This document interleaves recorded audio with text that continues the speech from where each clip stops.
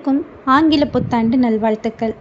ஆங்கில புத்தாண்டோட வரலாறு நிறைய பேருக்கு தெரிஞ்சிருக்க வாய்ப்பில்லை. வாங்க தெரிஞ்சுக்கலாம். கடந்த 500 வருஷங்களா ஜனவரி 1ஆம் தேதியை தான் ஆங்கில புத்தாண்டாக கொண்டாடிட்டு இருக்கோம். அதுக்கு முன்னாடி ஆண்டோட முதல் நாள் அப்படிங்கிறது வேறு மாதிரி இருந்துச்சு.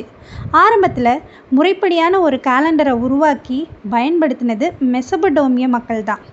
ஆனால் அவங்க கேலண்டரில் ஜனவரி, பிப்ரவரி அப்படிங்கிற மாதங்கள்லாம் இல்லை. ஆண்டுக்கு 10 மாதங்கள் மட்டும்தான் இருந்தது. மார்ச் 25ஆம் தேதியில் தான் வருஷமே தொடங்குச்சு. ரோமானியர்களுக்கு இந்த கேலண்டர் தப்பு அப்படின்னு தோணுச்சான். மார்ச் 25ங்கிறது சூரியனோட நகர்வுக்கு முரணாக இருக்கிறத கண்டுபிடிச்சி மார்ச் 1ஆம் தேதியை புத்தாண்டுன்னு அவங்க கொண்டாட ஆரம்பித்தாங்க. ரொம்ப நாள் இது வழக்கத்திலேயே இருந்துதான். நூமா பாம்பிலியஸ் அப்படிங்கிற ரோமானிய மன்னர் இந்த கேலண்டரை மாற்றினாராம்.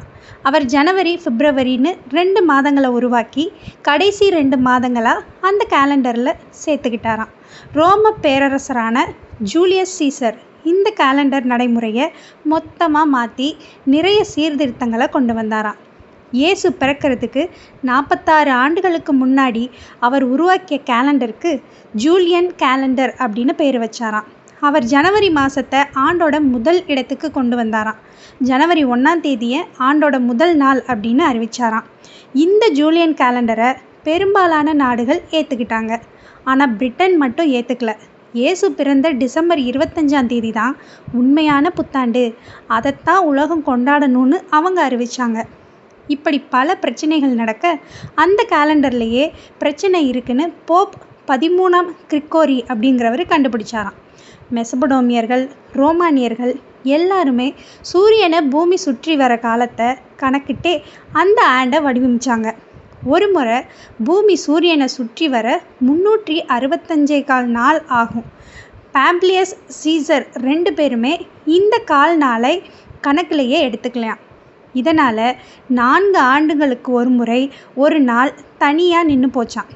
போப் கிரிகோரி அந்த ஒரு நாளை 4ஆவது வருஷத்து பிப்ரவரி மாதத்தில் சேர்த்து அதுக்கு லீப் ஆண்டு அப்படின்னு பேர் வச்சாராம்.